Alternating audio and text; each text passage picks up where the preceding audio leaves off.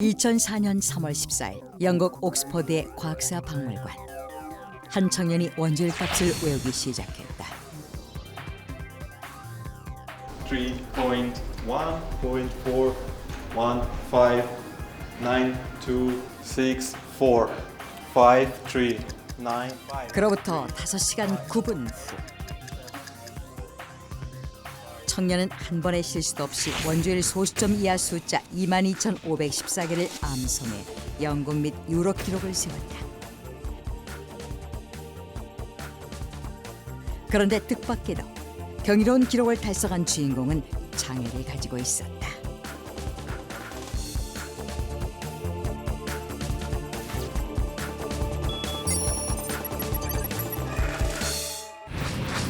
원주율을 하나도 틀리지 않고 정확하게 암송했던 주인공은 영국 출신의 다니엘 타멧. 그는 이미 모국어인 영어 이외에 프랑스어, 독일어, 스페인어 등 10개의 국어를 자유롭게 구사할 수 있는 능력을 가지고 있었다. 또한 그는 원주율 암송 이후에는 아이슬란드어를 일주일 만에 정복하는 과제도 완수했는데 이런 그에게는 장애가 있었다. 그것은 바로 자폐증. 그리스어로 나를 뜻하는 단어 아우토스에서 유래한 자폐증은 타인과의 소통 없이 자기만의 세계에서 살아가게 만들고 뇌세포 간의 상호작용 장애로 인해 전반적인 발달 장애를 불러온다. 게다가 타멧은 4살경 심한 간질로 인해 뇌 손상을 입은 상태였는데 그렇다면 어떻게 타멧은 이러한 결함에도 불구하고 그토록 뛰어난 능력을 선보일 수 있었을까? 타멧의 능력은 남들과 다른 기억 방식에 있었다. 그는 눈으로 보고 귀로 듣는 모든 것을 언제나 숫자로 바꿔서 인식했고 그 숫자에 각각의 의미와 이미지를 부여했다. 예를 들면 타멧의 머릿속에 숫자 1은 밝고 11은 둥글며 111은 둥글고 밝고 육중할 뿐 아니라 1111은 둥글고 밝고 육중하면서도 회전한다는 식으로 남들과 달리 독특하게 기억하는 것이었다. 이렇듯 자기만의 방식으로 뛰어난 암기력과 언어 습득 능력을 갖게 된 타멧은 이후 언어학자로까지 활동하게 되었다. 그러던 2004년 타멧은 어린 시절부터 그토록 만나보고 싶어했던 한 사람을 찾아 미국으로 향했다. 타멧이 도착한 곳은 미국 솔트레이크 시티의 시립도서관. 타멧은 도서관에 도착하자마자 그곳에 있던 한 중년 남자에게로 다가갔는데 그 남자는 책을 꺼내 스르륵 넘겨보더니 책장에 꽂아버리고 또 다른 책을 꺼내 스르륵 넘겨본 뒤 또다시 그 책을 책장에 꽂는 등 같은 행동을 계속해서 되풀이하고 있었다. 그런데 잠시 후 I was born on January 31st, 1979. 타멧이 남자에게 다짜고짜 자신의 생일을 말했다. 그러자 Your 65th birthday will be on Sunday. I was born in November 11, 1951. So, you were born on Sunday. 생년월일은 해마다 요일이 바뀌는데 그들은 날짜에 따라 바뀌는 요일들을 단숨에 알아맞히며 보통 사람들과는 전혀 다른 방식으로 대화를 이어갔다. 타멧이 만났던 인물은 바로 1989년에 개봉된 영화 레인맨의 실제 모델인 김픽이었다. 영화 레인맨에서 주인공을 맡은 배우 더스틴 호프만. 그는 극중에서 자폐증 환자이지만 숫자를 모조리 외울 수 있는 비상한 능력을 가진 레이먼드 역할을 소화했는데 더스틴 호프만이 연기한 레이먼드는 바로 킴픽을 모델로 해서 만들었던 것이다. 그렇다면 킴픽이 가진 능력은 무엇일까? 두개골에 물이 차서 언어를 담당하는 좌반구 뇌가 손상된 채 태어난 킴픽은 IQ가 70 정도에 머물러 버렸고 자폐 증세도 가지고 있었다. 때문에 어린 시절 킴픽은 혼자서 옷을 입는 것도 물건을 분간하는 것도 하지 못해서 일상생활에 불편을 겪었다. 그런데 어느 날 Oh, hello. I heard you'll be going on a vacation on August 20. On August 20th, 1977, a Voyager launched. On August 20th, 1987, 장애 때문에 일상생활조차 불가능하다고 여겼던 킴픽은 누군가가 말하는 날짜에 그날 있었던 역사적 사건이나 스포츠 이벤트 등 온갖 정보를 술술 늘어놓는 놀라운 능력을 선보이기 시작했다. 몇 년 몇 월 며칠이 무슨 요일이었는지를 순식간에 대답했고 오늘은 그날로부터 며칠째 되는 날인지를 단 몇 초 만에 계산해냈던 것이다. 사실 킴픽은 생후 16개월이 됐을 때부터 신문과 책을 읽었고 하루도 빼놓지 않고 공공도서관을 찾아갔다. 킴픽이 장애를 극복하고 사회에 적응할 수 있도록 그의 아버지가 교육 환경을 만들어주려고 한 것이다.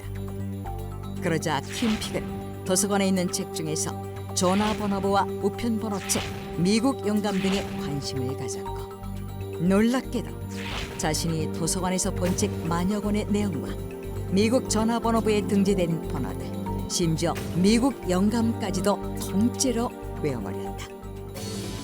킴픽은 그렇게 서기 1세기 이후의 모든 날짜와 요일을 즉석에서 말할 수 있었으며 컴퓨터로 50초 이상 걸리는 계산을 단 6초 만에 풀어버리는 능력을 갖게 된 것이었다.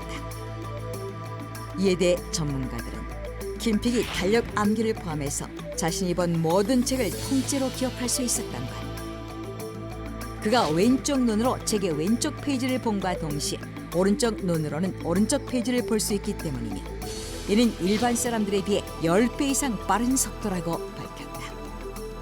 그리고 전문가들은 킴픽의 뇌는 왼쪽과 오른쪽을 연결하는 섬유 조직이 없기 때문에 뇌에서 정보를 걸러내지 못하는 단점이 있지만 반대로 뇌에 들어온 불필요한 정보에 반응을 하지 못하게 되자 킴픽 스스로 놀라운 집중력을 발휘해서 책을 통째로 암기해버린 것이라고 분석했다. 그러나 이러한 천재성으로 세계 사람들을 놀라게 한 킴픽은 2009년 58세의 일기로 세상을 떠났다. 그런데 최근 세계인의 이목을 끈 또 한 사람의 천재가 있었다. 주인공은 영국 출신의 스티븐 월트시어.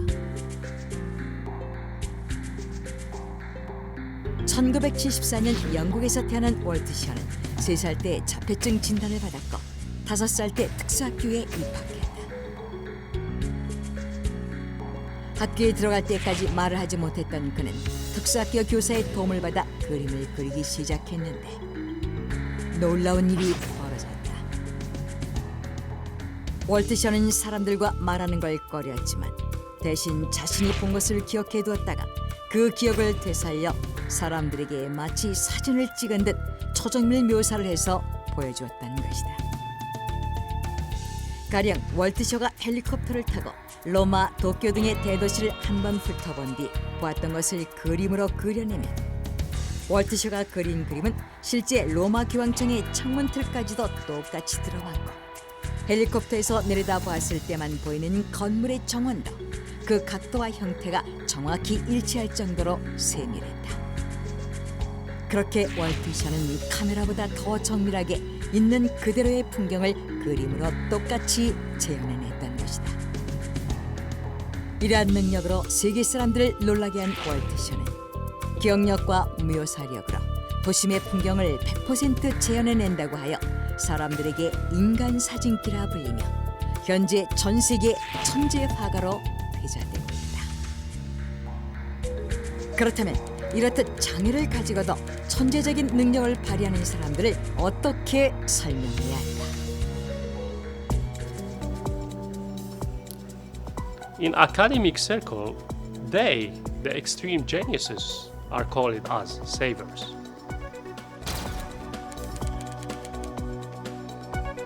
미국 샌프란시스코 대학의 심리학자 글렌 엘리어트는 장애를 이기고 각 분야에 뛰어난 천재성을 보이는 이들을 서번트라고 발표했다. 서번트란 발달장애나 자폐증 등 뇌기능 장애를 가진 이들이 그 장애와 대조되는 천재성을 보이는 사람들을 뜻하는데 1887년 다운 박사에 의해 시작된 서번트 연구는 이후 학계의 집중적인 연구 대상이 되었다.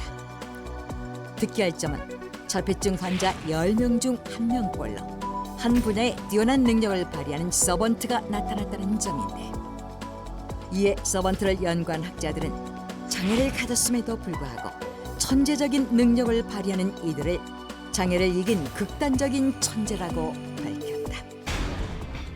그렇다면 극단적인 천재, 서번트 능력은 왜 나타나는 것일까? 서번트의 발생 원인을 찾기 위해 연구했던 학자들은 여러 가지 가설을 제시했다. It's based on their genetics. They have overwhelming powers with their visual imagination. Their abstract thinking ability is damaged, so that the other side of the capacity is maximized to supplement that part. 그중 첫 번째는 서번트들은 부모로부터 능력을 유전받았다는 것이다. 그러나 일부 학자들은 완벽하게 정상적인 부모 밑에서도 서번트들이 태어난다는 점과 서번트들도 정상적인 자녀를 낳을 수 있다는 점을 들어 유전이라고 하기엔 가설에 논리적으로 오류가 있다고 견해를 밝혔다. 제기된 두 번째 가설은 서번트들이 정상을 훨씬 뛰어넘는 수준의 시각적 상상 능력을 가지고 있다는 것이었다.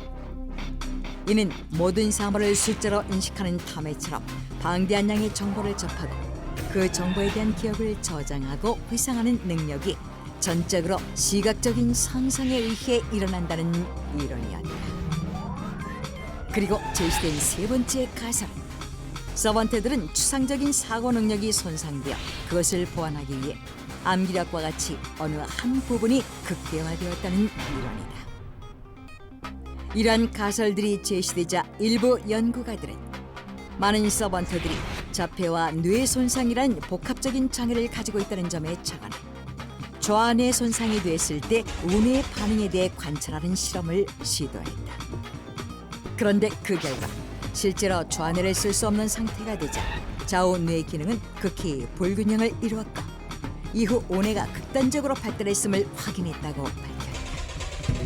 그리고 그들은 서번트는 좌뇌의 손상 때문에 우뇌가 발달하는 뇌의 보상 이론 때문에 탄생하는 것이라고 주장했다. 다시 말해 통상적으로 좌뇌의 손상은 흔히 태아기 때 생기고 대체적으로 자폐증과 연결되기 때문에 서번트의 원인이 단순히 자폐증으로 나타난다고 오해하기 쉽지만 특수한 분야의 특정한 기능을 하는 좌뇌와 우뇌 중에서 좌뇌가 손상당하자 좌뇌의 부족한 능력을 보완하기 위해 우뇌가 극단적으로 발달하면서 나타나는 현상이라는 것이다. 그러나 일각에서는 서번트 중에서는 좌뇌 손상이 없는 경우도 있었다며 이 이론이 유력하지만 일반화할 수는 없다는 입장을 취했다.